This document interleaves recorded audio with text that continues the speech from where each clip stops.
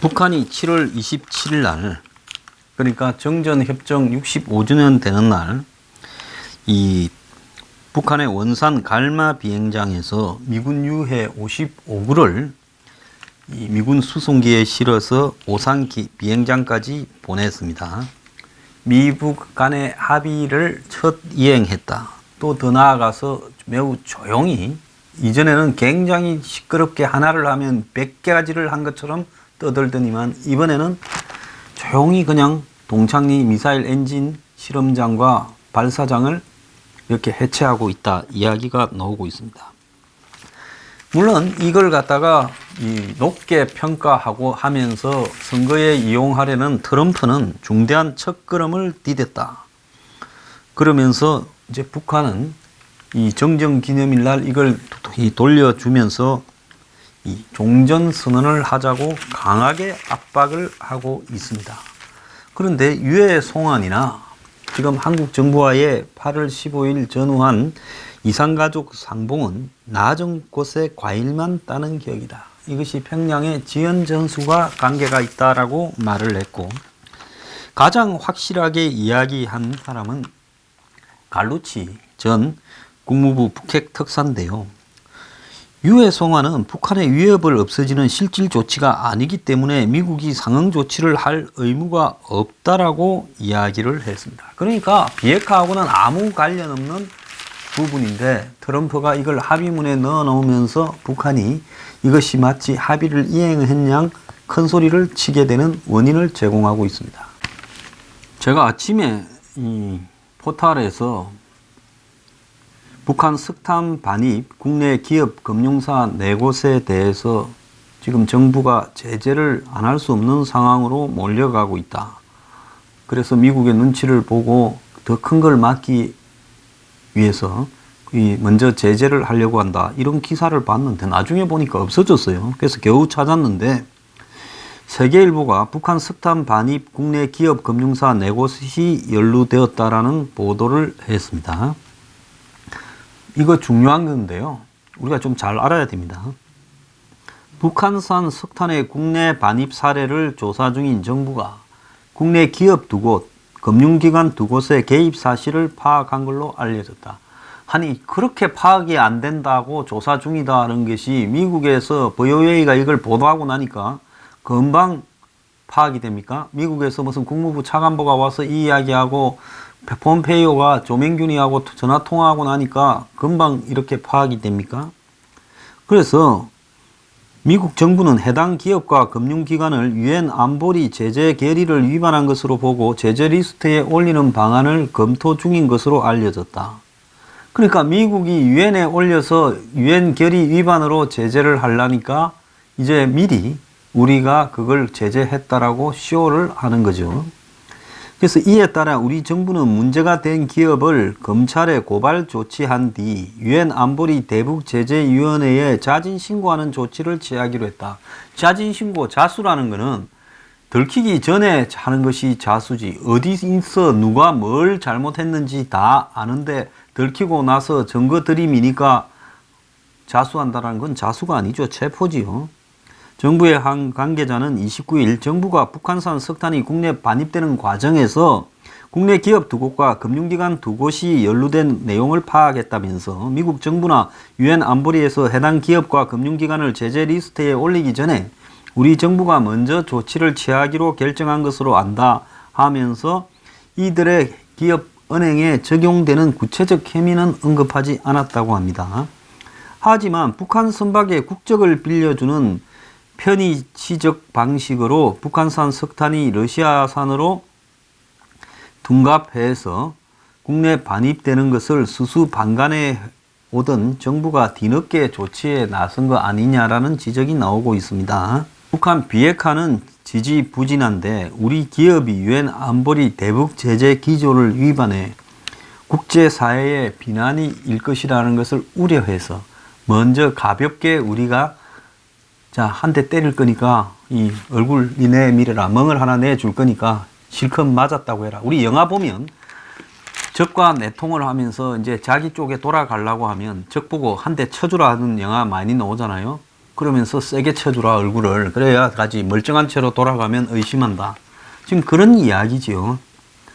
그래서 안보리 대북제재위원회 전문가 패널 보고서는 최근에 이제 이 한국의 10월 2일, 10월 11일 이 북한의 리치 글로리, 스카이 엔젤 이 두 배가 북한산 석탄을 이렇게 러시아에서 살린 홀름스크항에서 위장해서 세탁해서 한국을 갖고 왔다 이렇게 보도를 했지요. 그래서 북한산 석탄 유입과 관련해 미국은 지난해부터 한국 반입 동향을 집중적으로 감시했고, 제가 옛날에 그러잖아요. 공해상에서 유조선끼리 만났니, 무슨 정유 제품을 여수항에서 싣고 떠났니 이럴 때 이거 나중에 다 잡혀서 큰 코 다칠 거다라고 했지요. 그래서 이때 해당 기업과 금융기관에도 관련 내용을 지난해에 이어 올해 1월에도 통보를 했다는 겁니다. 그래서 문제가 된 두 기업은 북한산 석탄이 아니라 러시아산 석탄인 줄 알고 수입했다고 소명을 했지만은 미국 정부가 위성 자료 등을 증거로 내밀면서 받아들이지 않았다고 하고, 금융기관 두 곳도 북한산 석탄의 국내 반입 거래 과정에서 금융거래 활동을 지원했으나 북한산 석탄과 관련된 것인 줄 몰랐다고 해명한 것으로 관계 당국은 파악하고 있답니다. 신용장 같은 거 떼줬겠죠. 뭐 LC나.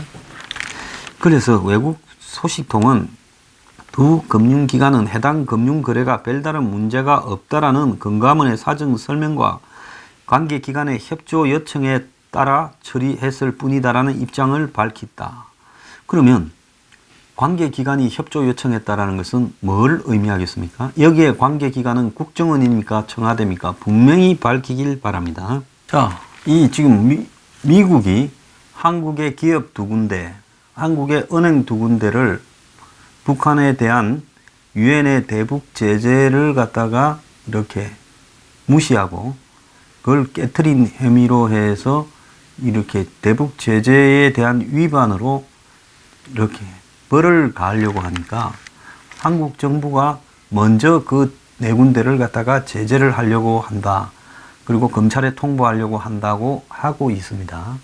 이 네 군데는 전부 다 정부의 영향을 받는 기업이거나 은행이지요. 그러지 않고 만약에 민간은행이나 기업이 뭐 하려고 이 위험한 뭘 덕을 볼 거라고, 북한에 석탄 쓰는 게 싼 것도 아니고 그렇다고 덕을 보는 것도 아니죠.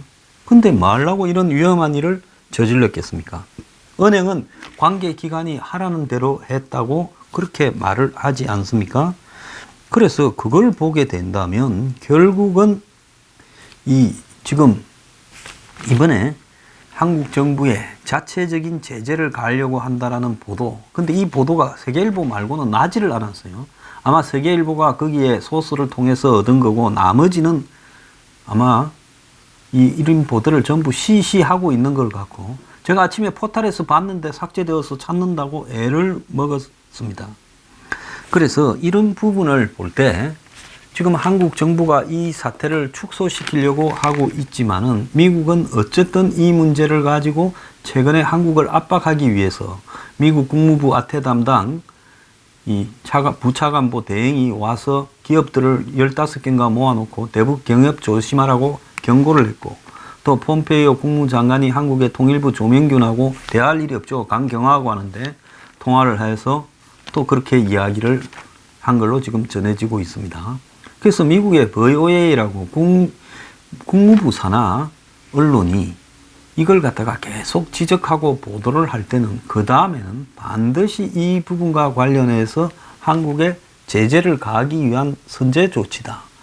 그래서 한국은 그것도 모르고 강경화가 지난번에 폼페이오 만나러 갔을 때 제재 예외나 면제를 요청했다 하는 걸 보고, 제가 미국은 지금 한국을 두들겨 잡으려는데 한국은 그 앞에 가서 예외를 해달라고 요구를 하고 있다. 참 몰라도 어떻게 돌아가는 걸 모르는지 한참 어리석은 이런 방식을 하고 있구나, 이렇게 생각을 했습니다. 자, 미국이 지금 유해를 돌려보내는 것은 이 전문가들은 뭐라고 이야기를 하는지 한번 들어봅시다. 이 브루스 클링러 헤리티지 재단 선임 연구원은 비핵화를 위한 절차와 시간표를 기준으로 볼 때 워싱턴하고 평양은 유해가 왔다 하더라도 여전히 멀리 있는 상황이다. 게리 세이모 전 백악관 대량 살상 무기 정책 조정관은 북한이 종전선언을 원하면 그에 앞서 추가적인 핵과 미사일 생산을 멈추겠다고 선언해야 된다. 로버트 갈루치 전 국무부 북핵대사는 유해 송환으로 분위기가 달라질 수 있지만은 비핵화를 향한 실질적인 움직임은 아니다. 비핵화하고 관계없는 일이다. 그 다음에 존 햄리 CSIS 소장은 미국 워싱턴 국가안보 커뮤니티는 북한이 정말 비핵화 의지가 있는지를 묻기 시작했다. 그리고 윤선 스팀슨 센터 동아시아 프로그램 국장은 북한이 중국을 등에 업고 평화체제를 위한 주한미군 철수를 이렇게 주장할 것 같아. 그렇게 말했고, 스콧 스나이더 미국 외교협회 선임연구원은 본질적인 비핵화 절차와 조건에 대한 협상이 뒷받침돼야 종전선언이 종이 조각이 안 된다. 그리고 패트릭 크로닌 미 신안보센터 아태 안보소장은 김정은 북한 국무위원장을 변화시키려면 미국과 한국이 철저하게 한 목소리를 내야 된다. 이렇게 말을 했습니다. 그래서 전체적으로 백악관은 땡큐 하고 중대한 첫걸음을 내디뎠다라고 말을 하고 있지만은 이 부분에 대해서 북한이 종전선언을 집착하는 것은 미국의 공격 명분을 제거하고 이것도 사실은 오래된 이야기입니다. 지금 미국이 북한을 공격한다고 생각하는 사람이 누가 있겠어요? 그래서 유엔사 해체, 미국 철수 등 향후 대남 전략과 연결해서 보는 것이 맞다라는 겁니다. 지금 북한이 미국이 때릴까봐 겁먹는 단계의 수준으로 논평을 하면 그건 제가 볼 때 완전히 하자라고 보고 있습니다. 그 단계는 이미 끝났고 북한 스스로도 미국이 자기들을 못 때린다는 걸 알고 있어요. 판이 깨진다 하더라도요. 자, 그런 상황에서 북한은 지금 11월 6일 지방선거 전까지 트럼프에 대해서 약간의 먹이만을 던져주면서 아무 손해보지 않는, 유해가 북한에 있든 미국에 있든 뭔 자기가 손해보는 거 있어요? 오히려 과거에 북한이 유해를 돌려주고 256억인가 받았는데 이번에도 좀 있으면, 이번에 돈 이야기를 안 했지만 좀 있으면 돈 이야기가 나올 거다는 거죠. 북한이 지금 미국하고만 종전선언을 주장하는 게 아니라 지금 조금 전에 발표가 나왔습니다만은 북한이 NLL 문제나 JSA의 비무장화를 추진하기 위한 협상들을 계속하자면서 한국을 이렇게 압박하고 있어요. 근데 한국 정권은 지금 군축한다면서 군개혁한다면서 이런 부분들을 수용해 나가고 있는 중입니다. 이것이 지금 매우 우려스러운 상황이 아니라고 볼 수 없어요. 남북이 내일 장성급 회담에서 GP 철수 JSA 비무장화를 협의한다고 합니다. 내일 31일 오전 10시에요. 그래서 47일 만에 열리는 이번 그 회담, 6월 14일 군축 회담이 열렸죠. 장성급이요. 그래서 판문점 선언에 담긴 군사 분야 합의 사항의 이행 방안이 집중적으로 논의된다고 하는데요. DMZ를 평화지대로 만들기 위한 시범 조치로 이 판문점 JSA 비무장화 방안이 논의된다고 합니다. 그래서 이 권총 등으로 무장한 채 JSA에 근무하는 장병들이 비무장 상태로 근무를 하자. 이제 이 이야기가 논의되고, 다음에 JSA에 경비 인원을 줄이고 소총과 중화기 등 화기를 조정하고 자유 왕래 등을 제한할 거라고 하고요. DMZ 내 GP 병력과 장비를 시범적으로 철수하는 방안도 이야기를 할 거라고 전해지고 있습니다. 그래서 국방부가 이미 북한하고 이런 협상을 하기도 전에, 며칠 전에 GP의 병력과 장비를 시범적으로 철수한 후 단계적으로 확대해 가겠다라는 입장을 밝혔지요. 그래서 북한만 동의하면 올해 안에 진행이 된다는 겁니다. DMZ 안에는 우리가 60개의 GP를, 북한이 160개의 GP를 설치해서 운영하고 있고, 이 GP에는 M60 기관총과 14.5mm 기관총이 이렇게 설치되어 있다고 합니다. 그러면서 DMZ 내에 남북 전사자 유해 발굴도 건의하고 있고요.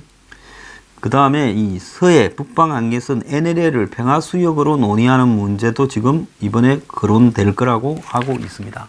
그래서 북한이 이런 부분을 한국의 무장을 해체시키는 부분에 있어서 지금 미국 측과 종전선언 평화협정으로 가는 과정에서 한국의 무장을 해체시키고 또 미국과 한국 간의 한미 동맹이나 주한미군 철수, 유엔사 해체 등도 밀어붙이는 카드를 비핵화를 미끼로 미국을 끌어들여가 비핵화는 하지 않은 채 유해 가지고 돌려주고 쓰지도 않는 북한의 이제 의미가 없어진 핵시설들을 없애는 쇼를 하면서 자기들은 미국에다가 핵심적인 요구들을 올해 안에 관철시키려고 하고 있고 이 문제는 이런 문제에 있어서 재래식 군축의 감축이나 비핵화가 되지 않는데 종전선언 평화협정을 해주자는데 한국의 문재인 정권이 앞장서고 있다는 것이 지금 제일 심각한 문제랍니다. 이건 반역적 행위에 가깝고요.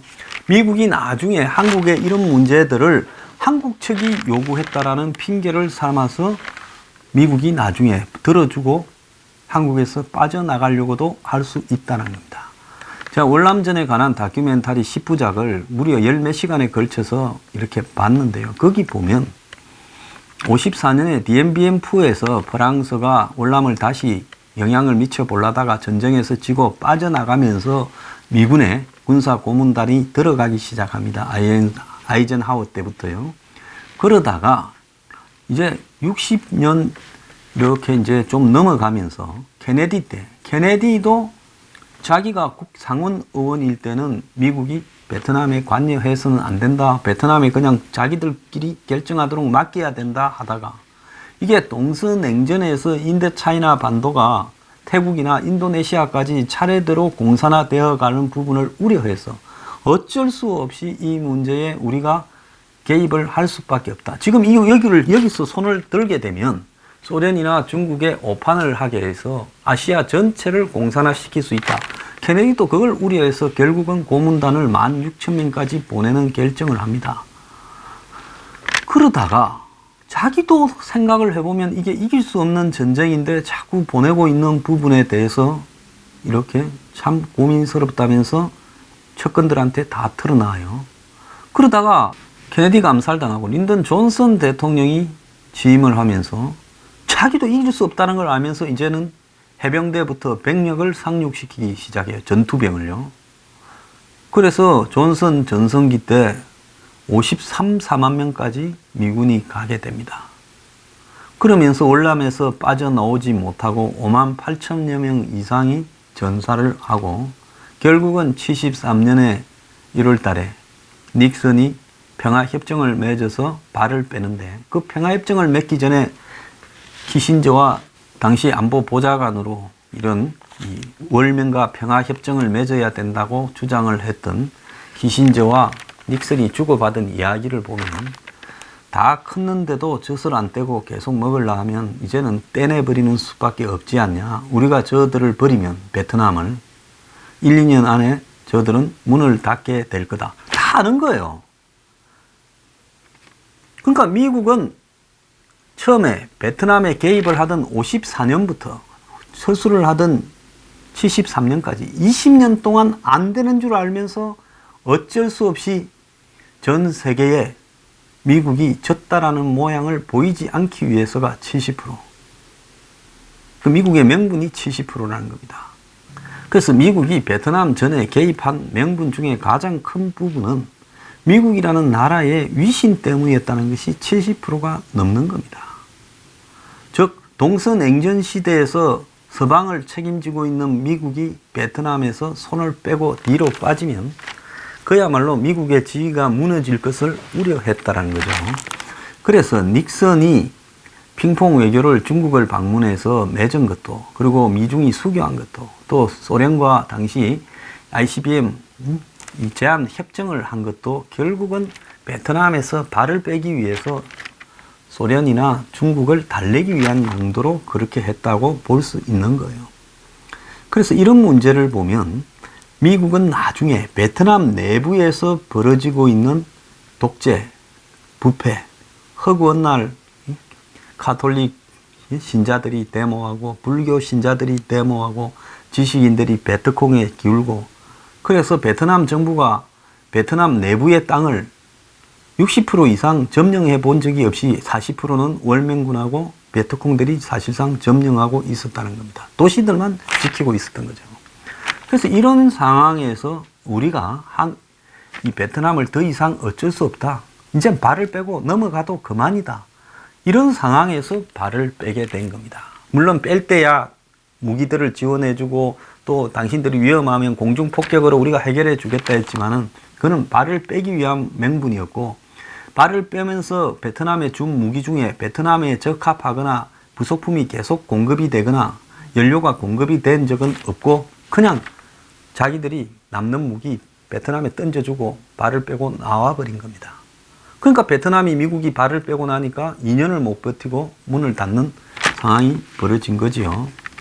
여기서 북한이 지금 노리고 있는 것은 그때 당시에 월맹의 지도자들이 이 노렸던 부분하고 똑같습니다. 그때 월맹의 호치민이나 레주원이 노렸던 부분이 정확하게 계속 집요하게 미군을 괴롭히면서 전사자를 내게 되면 미국은 나중에 질려서 발을 빼고 도망을 갈 거고 미국만 빠지고 나면 저 억만진창인 부패하고 분열된 남베트남 정권은 우리가 뒤집는 건 시간 문제다. 이렇게 봤던 부분입니다. 그래서 68년도 구정 공세부터 5년간을 미국과 집요한 협상을 한 거예요. 그래서 5년간을 파리에서 협상을 하면서 이들은 미국의 속셈을 다 알은 겁니다. 미국은 이 전쟁에서 질렸다. 미국 내부에서 반미 데모가 벌어지고 미국의 영화 배우들이나 지식인들이 하노이를 방문해서 거기에서 자기 나라 정부가 잘못하고 있다고 비판을 하고 미국 대학에서 미국 전역에서 전쟁 반대 다 하라고 요구가 들불처럼 번지고 이렇게 되니까 인기 없는 이런 정책을 수행하기 싫어서 닉슨은 일단은 베트남에서 지상군을 다 빼내버리자. 그래서 협상 기간 안에 계속 줄입니다. 그래서 평화협정을 맺기 전에 상당한 숫자가 빠져나와 있었던 거예요. 그리고 미군들은 뒤로 빠지고 전투는 베트남군이 하게 만들었던 겁니다. 자, 그러면서 미국이 베트남의 당시 티에우 대통령한테 우리가 내일 협상을 발표하고 미군이 다 빠진다를 이렇게 통보해 준 게 아니라 남베트남군이 덮친 베트콩의 기지에서 영어로 된 합의문을 티에우가 보고를 받은 겁니다. 이것들이 나도 모르게 협상을 해가지고 이제 발을 빼고 간다?